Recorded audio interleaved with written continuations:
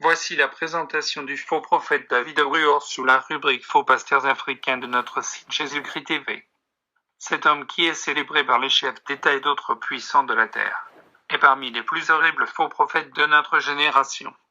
C'est un véritable magicien qui émerveille les foules avec des miracles extraordinaires que les démons l'aident à opérer. Matthieu 24, notamment faire marcher les paralytiques, faire tomber la pluie, ou faire apparaître des épées dans le ciel ou des arcs-en-ciel.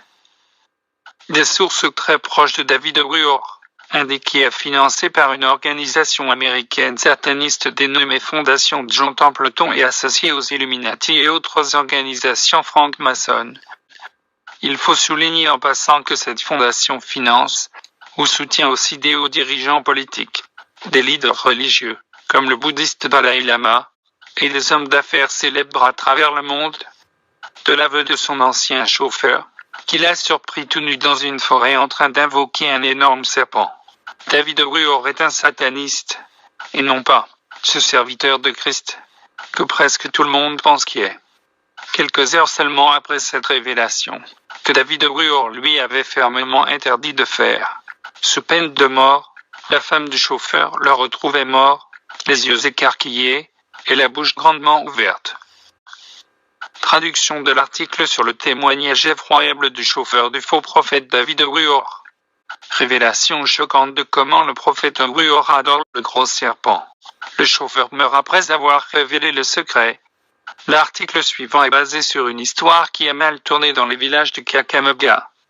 Avant une de ses croisades à Kakamega, le prophète Ruor aurait ordonné à son chauffeur de l'emmener à la forêt de Kakamega. Le chauffeur maintenant décédé a agi comme il lui a été demandé. À leur arrivée, on leur donna un guide pour leur montrer les alentours.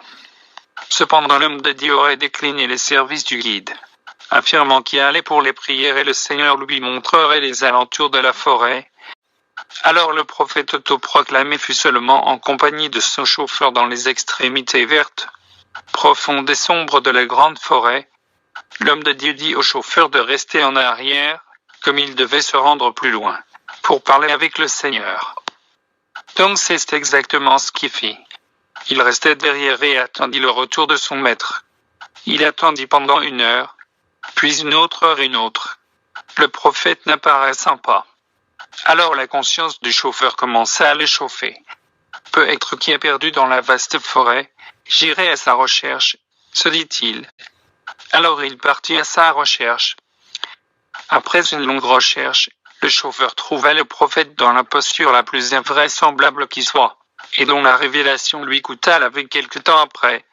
Le prophète Ruor était agenouillé, nu, en présence d'un gros serpent, et proférait des paroles dans une langue incompréhensible. Quand le prophète vit le chauffeur, il saisit rapidement ses vêtements, tandis que le serpent s'éloignait en rampant.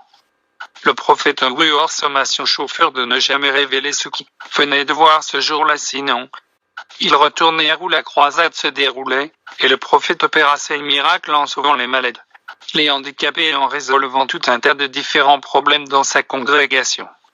En ce jour particulier, il y eut la plus lourde averse jamais vue à Kakamega. C'était inoubliable. Dans la soirée, le chauffeur rentra chez lui pour se reposer, mais l'incident subsistait fraîchement sur son esprit. Il raconta à sa femme tout ce qu'il avait vu, tout. Après, il lui demanda d'aller lui chauffer de l'eau pour qu'il puisse prendre un bain. Sa femme se rendit dans la cuisine pour faire ce qu'il lui a demandé. À son retour au salon, elle trouva son mari mort sur la chaise, avec sa bouche et ses yeux largement ouverts. Le chauffeur était mort et l'histoire circula partout dans Kakamega. Les gens de cette région avaient juré de prendre leur revanche contre le soi-disant homme de Dieu,